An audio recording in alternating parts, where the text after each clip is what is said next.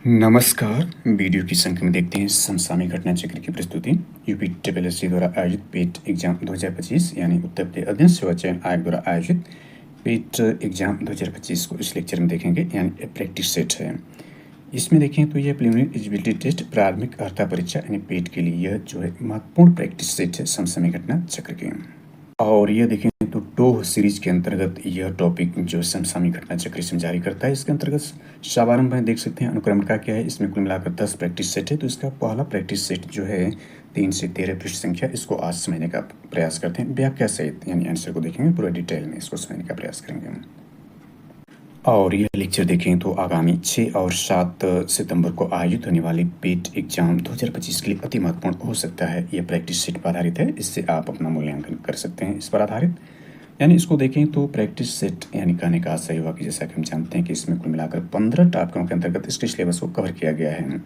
इसमें प्रथम 10 टॉपिक जो है वो 5-5 नंबर के यानी 50 नंबर का, और अंतिम 5 टॉपिक जो है वो 10-10 नंबर के यानी ये भी 50 है। कुल मिलाकर 100 नंबर का होगा। 2 घंटे का पेपर यह है, और इसमें 1/4 यानी 1/4 का नेगेटिव मार्क का प्रावधान किया गया है। दंड स्वरूप 1/4 नंबर काटे जाएंगे यदि आप एक गलत क्वेश्चन करते हैं, यानी प्रत्येक गलत क्वेश्चन के लिए 1/4 का जो होगा नेगेटिव मार्क के रूप में दंड स्वरूप दिया जाएगा। तो ये प्रावधान इसमें है। तो इसके प्रैक्टिस सेट को शुरू करते हैं। सबसे पहला इसमें देखें, यह समसामयिक घटना चक्र की प्रैक्टिस सेट है। इसमें पहला देखें, साहित्य अकादमी पुरस्कार प्राप्त निराला की साहित्य, यानी साहित्य अकादमी पुरस्कार जो जिनको मिला है निराला की साहित्य साधना किसकी कृति है, यानी कृति का नाम क्या है, निराला की साहित्य साधना। यह पूछ रहा है किसकी कृति है। तो इसका सही आंसर सी है, रामविलास शर्मा जी की कृति है।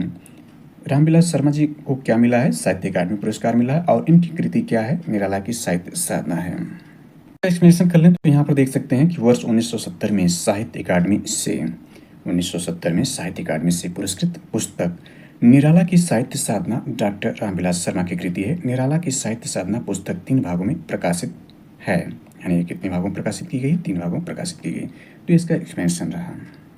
चलिए इसका दूसरा प्रश्न देखें तो हिंदी संबंधित हो जाता है। मीन का पर्यायवाची शब्द है, तो इसका यही यानी मत्स्य यानी मछली, यानी मीन का पर्यायवाची शब्द क्या है, मत्स्य या मछली है। चलिए इसका एक्सप्लेनेशन देख लेते हैं। तो इसका एक्सप्लेनेशन देखें तो मीन का अर्थ मछली है, मछली का तत्सम मत्स्य है, यानी मछली का जो तत्सम है वह मत्स्य है। अतः मीन का पर्यायवाची शब्द दिए गए शब्दों में से मत्स्य। इसके अन्य पर्यायवाची शब्द देखें तो मछली के पर्यायवाची में झक होता है, सफरी होता है, पृथ्वीलोमा होता है, इत्यादि जो है ये मछली के पर्यायवाची हैं।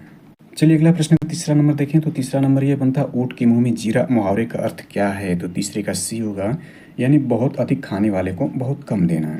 यह ऊँट के मुंह में जीरा मुहावरे का अर्थ है। इसका एक्सप्लेनेशन देख लेते हैं। तो एक्सप्लेनेशन देख सकते हैं, ऊँट के मुंह में जीरा मुहावरा नहीं अपितु लोकोक्ति या कहावत है। यानी ऊँट के मुंह में जीरा जो ये मुहावरा नहीं है, बल्कि यह एक लोकोक्ति या कहावत है जिसका अर्थ है बहुत अधिक खाने वाले को बहुत कम देना। चलिए 4 नंबर प्रश्न देखते हैं। तो श्रुति सम भिन्नार्थमक शब्द के जोड़े को पहचानिए, यानी यहाँ पर जो श्रुति सम दिया गया है उसमें भिन्नार्थमक शब्द कौन सा है, उस जोड़ा को पहचाना। तो यही है अपेक्षा उपेक्षा भिन्नात्मक है। शेष इसमें जो है यह श्रुति सम है, यानी संसार जगत होता है, शाम संध्या दिन दिवस है, लेकिन यह अपेक्षा उपेक्षा क्या भिन्नात्मक है। इसका एक्सप्लेनेशन देखते हैं।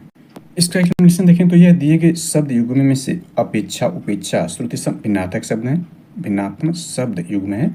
अपेक्षा का अर्थ चाह आशा है, जबकि उपेक्षा का तिरस्कार या उदासीनता है। शेष शब्द श्रुति सम भिन्नात्मक शब्द युग्म नहीं है, यानी भिन्नात्मक मतलब समानता, उसमें श्रुति सम के रूप में समानता है, लेकिन ये भिन्नात्मक है।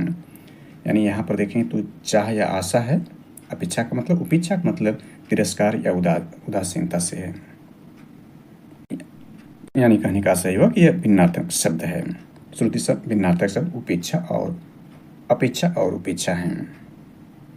चलिए 5वें प्रश्न को देखें। 5वां प्रश्न है, कौन सा वाक्य शुद्ध है, यानी इसमें पूछ रहा है कौन सा वाक्य शुद्ध है। तो पहला ही वाक्य शुद्ध इसमें है, यानी रामचरितमानस एक धार्मिक ग्रंथ है, यह शुद्ध है। शेष इसमें 3 जो अशुद्ध हैं। अब शेष क्यों अशुद्ध है इसको देख सकते हैं। यहाँ रामचरितमानस को अलग कर दिया गया है, शेष तो वैसे ही है। यहाँ सबको अलग कर दिया गया है, शेष तो वैसे ही है। रामचरितमानस यहाँ जो आपका इन्वर्टेड कामा है इसमें न लगाया गया, इसलिए 3 इसमें गलत हैं, पहला इसमें सही हो जाएगा। इसका एक्सप्लेनेशन देखें तो यह है कि दिए गए वाक्यों में से शुद्ध वाक्य रामचरितमानस एक धार्मिक ग्रंथ है, परंतु महत्वपूर्ण पुस्तकों को वाक्य में लिखते समय इकहरे उद्धरण चिन्ह का प्रयोग किया जाता है। यह ध्यान रखना, इकहरे जो उद्धरण चिन्ह है इसका प्रयोग किया जाता है महत्वपूर्ण पुस्तकों को वाक्य में लिखते समय।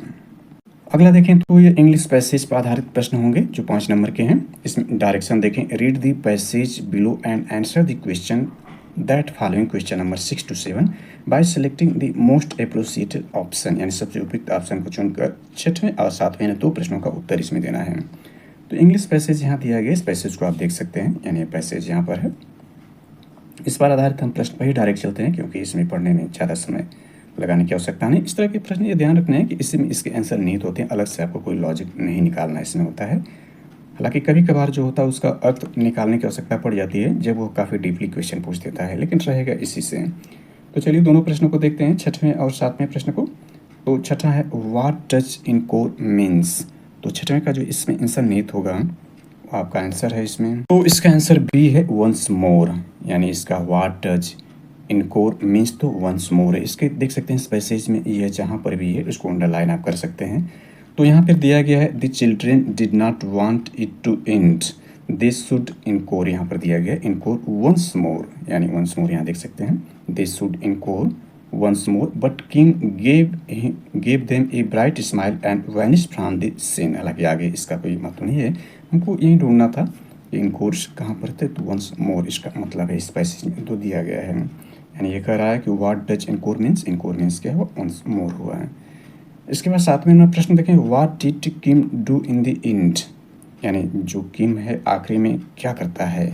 इसका आंसर 7वें का सही आंसर सी मतलब स्माइल्ड एंड डिसअपियर्ड। इसको भी हमने देख लिया था इसमें, यानी स्माइल्ड एंड डिसअपियर्ड यहीं पर दिया हुआ है। But Kim gave them a bright and smile and vanish from this scene, the children were left searching here and there for him, they were walked out exactly recounting what they had seen and how wonderful it was. Once of the boy Ravi declared loudly it was the best magic show of the century. तो इसका answer देख सकते हैं कि यहाँ पर दिया गया है gave them a bright smile and vanished from the scene. Scene से समाप्त हो जाता है, डिसअपियर हो जाता है। तो इसका आंसर दोनों इसी में दिया गया है, यहाँ पर इतनी पढ़ने की आवश्यकता नहीं पड़ेगी इसमें पूरे पैसेज को। तो यह आपका जो लास्ट में दिया गया है, हालांकि आप जब आंसर इसका सर्च करेंगे तो पूरा पढ़ना तो आवश्यक हो जाएगा, तो ये समय भी लेगा, लेकिन आप इसको फास्ट कर सकते हैं। प्रश्न देखते हैं इंग्लिश की जो ग्रामर पार्ट से, give one word substitute for, यानी वाक्यांश के लिए एक शब्द का प्रयोग करना 8वें में। तो 8वें का आंसर जो है वो देखते हैं क्या है, a person who has an obsessive wish to steal. इसका सही आंसर जो ए है क्लेप्टोमैनिक है, यानी a person who has an obsessive wish to steal, जो व्यक्ति करता है यानी चुराने का प्रयास करता है, इच्छा करता है, उस व्यक्ति को क्या कहते हैं, क्लेप्टोमैनिक कहते हैं। यह दिया गया शब्द है, हालांकि थोड़ा सा यह हार्ड वर्ड के रूप में है, लेकिन इसका मतलब यही है। 9वें प्रश्न पर देखिए, 9वां प्रश्न जो इसमें है, identify A correct spelling from the following. इसमें से करेक्ट स्पेलिंग आपको बताना है जो चारों दिए गए हैं। तो इसमें सही आंसर डी है, यानी कॉन्सोसियोर जो इस सही है, यानी स्पेलिंग एक ही वर्ड इस सारे हैं, एक ही वर्ड के आपको करना, अलग अलग वर्ड नहीं है। तो यही एक सही जिसमें जो स्पेलिंग दिया गया है CONNOISSEEURE सही स्पेलिंग है, शेष इसके जो 3 हैं गलत हैं। 10वां नंबर प्रश्न, यानी इसका एक्सप्लेनेशन भी देखते चलते हैं। एक्सप्लेनेशन भी देख लें, हमने देखा था इसमें जो है अंग्रेजी वाली जो एक्सप्लेनेशन 6, 7, 8, 9 और 10 को भी देख लेते हैं। इसके बाद इसका एक्सप्लेनेशन देखते हैं। 10वां, pick out the correct synonyms of the word. Synonyms मतलब पर्यायवाची शब्द आपको पूछ रहा है, कौन सा है, तो एटेन्यूट। एटेन्यूट का देखें जो पर्यायवाची यानी सिनोनिम्स है, यानी 10वें का सही आंसर क्या होगा, ये होगा मेक थिन। मेक थिन जो इसका पर्यायवाची है एटेन्यूट का। 6वें का एक्सप्लेनेशन देख लेते हैं। 6वें प्रश्न का एक्सप्लेनेशन यहाँ पर दिया गया है, the word encore, the word encore used the second paragraph of the passage means once more and extra or repeated performance usually given a response to audience demand। 7वां प्रश्न देखिए, इसमें जो एक्सप्लेनेशन है, it is described in the second paragraph of the passage that King Rathod gave him bright smile and vanished from the scene, therefore option C smiled and disappeared is the correct answer। दोनों को हमने देख लिया था। इसके बाद 8वां देखें, ऐसा व्यक्ति जिसमें चोरी करने की तीव्र इच्छा हो या तीव्र इच्छा से ग्रसित हो उसको कहते हैं स्कैप्टोमैनिक, यानी चौरयुक्त मादी। कहा जाता है। अन्य शब्दों के तात्पर्य इसमें देखें तो डिसोमैनिक जो होता मदासक्त यानी शराब खोर होता है। थियोमैनिक धर्मोन्मादी यानी स्वयं को दैवी मानने वाला होता है। अबिब्यूलमैनिक जो पुस्तक प्रेमी को कहते हैं। 9वें प्रश्न में वर्तनी विकल्प में शब्द यह जो कॉन्स्टिट्यूर है यानी विशेषज्ञ जानकार पार्किंग गुण इत्यादि का वर्तनी दृष्टि शुद्ध डी यानी इसका सही रहा। 10वां द करेक्ट यानी the synonymous word are the 18 new यानी इसमें जो दिया गया इतना शब्द जो है इसके पर्यायवाची में delimited, constrict, mitigate, it is, make thin, thin out, reduce, standardise इत्यादि इसके जो है पर्यायवाची शब्द हैं। अगला प्रश्न देखते हैं। तो यहाँ से रीजनिंग शुरू 11 नंबर प्रश्न होता है। 11 नंबर देखें इसका सही आंसर ये पूछ रहा है अंकित में से कौन सी संख्या समूह से संबंधित नहीं है। तो 764 समूह से सही नहीं है। इसको देखते हैं कैसे ये समूह से सही नहीं है। तो यहाँ पर देखें जो ये संख्या 46 है, 46 गुणे 2 धन 1 कर देंगे, 46 दूना 92 धन 1 93। पुनः 93 का दुगुना यानी दुगुना करके यानी 93 का दुगुना कर देंगे, 3 दूना 6 और 9 दूना 18, 186।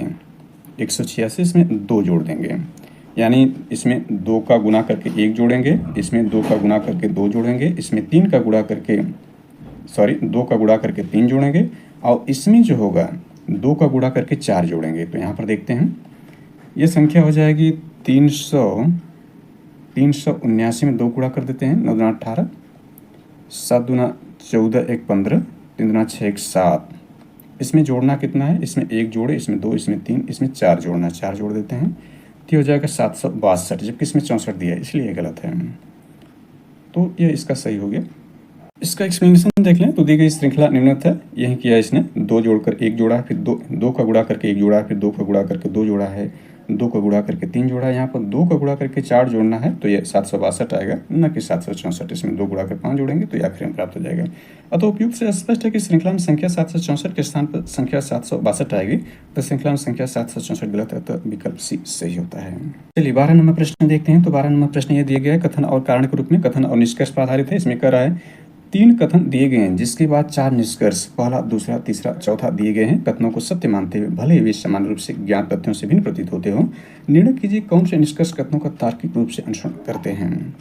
तो यहाँ पर देख सकते हैं कथन यह दिया गया निष्कर्ष है कुछ डेस्क ट्रे हैं, कुछ ट्रे प्लेट हैं, कुछ प्लेट डेस्क हैं। निष्कर्ष है सभी डेस्क प्लेट हैं, सभी प्लेट डेस्क हैं, कुछ प्लेट ट्रे हैं, सभी ट्रे डेस्क हैं। इसमें निष्कर्ष देखें जो है 12वें का सही आंसर जो है वो बी है। बी का मतलब केवल निष्कर्ष थर्ड अनुसरण करता है। थर्ड का मतलब ये हुआ कि कुछ प्लेट ट्रे हैं, यह निष्कर्ष इसमें कुछ प्लेट ट्रे हैं यह अनुसरण करेगा निष्कर्ष कथन के हिसाब से। इसका एक्सप्लेनेशन देखते हैं तो यह प्रश्नानुसार इस प्रश्न को देखें।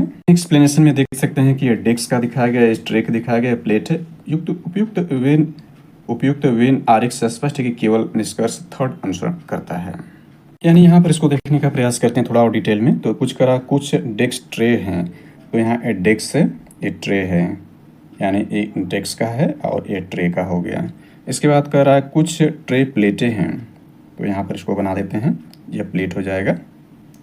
तो कुछ जो डेस्क हैं यानी एक डेस्क जो प्लेटें हैं यानी ये प्लेट है और ये आपका जो है ट्रे है। कुछ प्लेटें डेस्क हैं यानी प्लेट ये रहा और डेस्क ये रहा। तो इसमें तीसरा है कुछ प्लेट ट्रे हैं यानी कुछ प्लेट जो है वो ट्रे है, ये सत्य है। यहाँ पर सभी जोड़ दिया है तो सभी के हिसाब से गलत हो जाएगा, कुछ ही इसके जो है ट्रे के रूप में रहेगा। तो इस प्रकार से इसका थर्ड अनुसरण करेगा। इस बार 13 नंबर प्रश्न देखते हैं। 13 नंबर प्रश्न यह है यदि ए का अर्थ देखें, ए का अर्थ प्लस है, बी का अर्थ यानी मल्टीप्लिकेशन है, सी का अर्थ माइनस है, डी का अर्थ डिवीजन है, तो इनके समीकरण में से यानी जो एक क्वेश्चन मार्क के स्थान पर क्या आएगा। यानी कहने का आशय क्वेश्चन मार्क जो यहाँ दिखाया गया है कौन सी संख्या आएगी कि पोटोरल रखने पे इसका इक्विवेलेंट 163 आएगा। तो इसका सही आंसर पहले देख लेते हैं। सही आंसर जो है वो बी है। बी का मतलब 2 रखने पर सही हो जाएगा। चलिए इसको देखते हैं कैसे। तो इस तरह के प्रश्न बहुत आसान होते हैं। इन प्रश्नों को इस प्रकार से सॉल्व कर सकते हैं बहुत आसानी से। यहाँ पर ए की जगह आप क्या रख दीजिए, जोड़ रख दीजिए, यानी ये हो गया आपका। और डी की जगह क्या रखेंगे, डी की जगह डी का अर्थ भाग है, यहाँ भाग का चिन्ह बना दीजिए। और बी का अर्थ जो है मल्टीप्लिकेशन है, यानी बी की जगह आप गुणा कर दीजिए। इसमें 3 ही शब्द हैं, यानी ए का प्रयोग किया गया, बी का प्रयोग किया गया है और डी का सी का प्रयोग इसमें नहीं किया गया है। तो जैसा कि आप जानते हैं बॉडमॉस का जो रूल होता है, यानी सबसे पहले हम क्या करते हैं, ब्रैकेट को तोड़ते हैं, कोष्ठक को, फिर ऑफ यानी मतलब का प्रयोग करते हैं, फिर इसके बाद जो होता है यानी बॉडमास होता है, फिर डिवीजन करते हैं, मल्टीप्लिकेशन कर एडिशन, लास्ट में सब्सट्रैक्शन करते हैं। तो सबसे पहले भाग यहाँ पर जो बन रहा है वो डी जो है भाग यहाँ पर है, 3 का भाग कर देंगे तो 9 हो जाएगा। और बी का मतलब जो यहाँ पर है गुणा है, गुणा का आप एक्स मान लीजिए, तो 9x हो गया, 9x। और ए का मतलब यहाँ भाग है, यानी 100 ए का मतलब जोड़ है 145 प्लस, और यहाँ 163 है, यहाँ ले जाकर घटा दीजिए, 9x बराबर हो जाएगा 163 में से आप 145 घटा दीजिए, यानी यहाँ पर क्या हो जाएगा 13 8 हो जाएगा, और यहाँ 1 18, 9 दूना 18, यानी 2 इसका सही हो जाएगा। बहुत आसानी से इस तरह के प्रश्न सॉल्व होते हैं। एक्सप्लेनेशन देख लेते हैं, दिया गया कूटीय चिन्ह के हिसाब से है। इसमें देख सकते हैं क्या है, माना जो क्वेश्चन मार्क की एक्स समीकरण से ये मान रख देगा तो वही चीज़ आ जाएगा जैसा कि हमने अभी सॉल्व किया था, x बराबर 2, विकल्प 2 सही होगा, विकल्प बी जो सही आंसर इसका है। नेक्स्ट देखते हैं 14 नंबर प्रश्न देखते हैं। तो 14 नंबर प्रश्न आपका यह है कि यदि ठीक 1 वर्ष और 2 दिन बाद मंगलवार है तो आज कौन सा दिन है, ये लीप वर्ष नहीं है। तो 14 का सही आंसर डी यानी शनिवार है। लीप वर्ष न होने का मतलब इसमें 365 दिन होगा, और लीप ईयर में क्या होता है 366 दिन होता है, तो सही आंसर इसका शनिवार है। इसका एक्सप्लेनेशन देखते हैं, दिया है ठीक एक वर्ष जो कि लीप वर्ष नहीं है और 2 दिन बाद यानी मंगलवार, तो कुल दिन हो जाएगा 365 प्लस 2 367। कुल विषम दिन देखें तो 367 में हम 7 का भाग दे देंगे तो 7 विषम दिन का मतलब 7 शेष आएगा, देख सकते हैं 367 में हम 7 का भाग कर देते हैं तो 7 से 35 हो जाएगा, यानी 35 यहाँ कट जाएगा, यहाँ 1 17, 7 दूना 14, जो शेष बचेगा उनसे ध्यान दें, शेष 3 आ जाएगा, शेष विषम 3 हो गया। तो आज का दिन मंगलवार है, मंगलवार में से हम 3 दिन माइनस कर देंगे तो हमारा शनिवार हो जाएगा, क्योंकि 3 दिन बाद इस जो होगा वह मंगलवार होगा, तो 3 दिन पहले क्या होगा मंगलवार से शनिवार हो जाएगा। फिर आज के 2 दिन बाद जो है मंगलवार है, तो जो 3 दिन पहले क्या होगा वो, यानी तीसरे दिन पर हम लेके चलेंगे 3 विषम दिन इसमें प्राप्त होंगे, तो शनिवार, यानी आज का दिन कौन सा होगा, शनिवार होगा। तो यह इसका आंसर शनिवार, यानी 2 दिन बाद मंगलवार है, यानी इसको हमने देख लिया कि 365 दिन है, 365 दिन 2 दिन बाद करा तो यह 367 हो जाएगा, हमने भाग किया, 3 विषम दिन मिले। 3 विषम दिन का मतलब ये हुआ कि 3 विषम दिन है, 2 दिन बाद मंगलवार है, तो 3 दिन पहले कौन सा यह रहेगा, यानी हिसाब से मंगलवार, 2 दिन बाद आज के दिन के हिसाब से करा तो मंगलवार 3 घटा देंगे तो सोमवार, रविवार, फिर यह आपका आ जाएगा शनिवार, आंसर शनिवार का हो गया। 15 नंबर देखते हैं, ये फिर रीजनिंग आपका है, करा डी है, पी है, डब्ल्यू है, वाई और एम एक परिवार एक दूसरे से मिलने के लिए यात्रा कर रहा है, यानी यह एक फैमिली है जो एक दूसरे से मिलने के लिए यात्रा कर रहा है। इसमें डब्ल्यू अपनी पुत्रियों डी और पी के साथ यात्रा कर रहा है, यानी डब्ल्यू अपनी पुत्रियों जो है डी और पी के साथ यात्रा कर रहा है, यानी ये पुल्लिंग है, यानी डब्ल्यू इसमें क्या है पुरुष है, यानी फादर है, और इसकी 2 पुत्रियां कौन हैं, यानी ये इसमें जो है महिला हैं, स्त्रीलिंग है, फीमेल है, डी और पी शुरू के ही डी और पी जो है, और शुरू के ही ये शब्द इसमें दिए गए हैं। यम अपनी नानी वाई के साथ यात्रा कर रहा है, और आखिरी के देखें जो यम है वो अपनी नानी वाई के साथ यात्रा कर रहा है। डी एम की माता है, यानी डी जो है वो एम की माता है, एम की माता होने का मतलब ये हो गया जो उसका पति हो गया डब्ल्यू। डी एम की माता है, वाई पी से किस प्रकार संबंधित है, यानी जो वाई है वह पी से किस प्रकार संबंधित है, तो इसका आंसर बहुत आसानी से दिया जा सकता है डी माता के रूप में, यानी इसका जो है यानी वाई जो है वह पी से किस प्रकार संबंधित है, यानी माता के रूप में।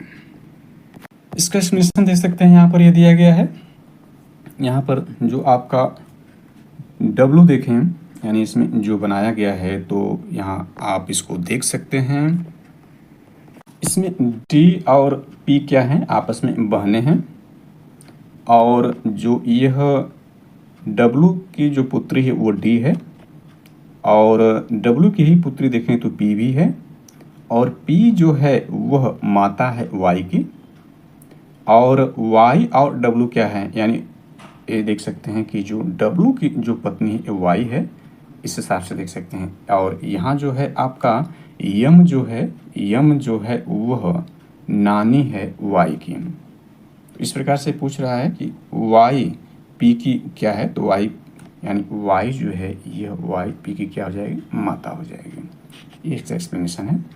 अब इसमें देखें जो 15 के बाद इसमें 16 से 20 यानी एक ग्राफ वाले जो प्रश्न आते हैं वेरी वेरी इंपॉर्टेंट है, क्योंकि ये 10-10 नंबर के पूछते हैं। तो इसमें देख सकते हैं निर्देश यानी 16 से 20 नीचे दिया गया बार ग्राफ जो 1991 से 1999 तक कंपनी की कमाई मिलियन रुपए में दिखाए, इसे पढ़ें और उनके उत्तर दें।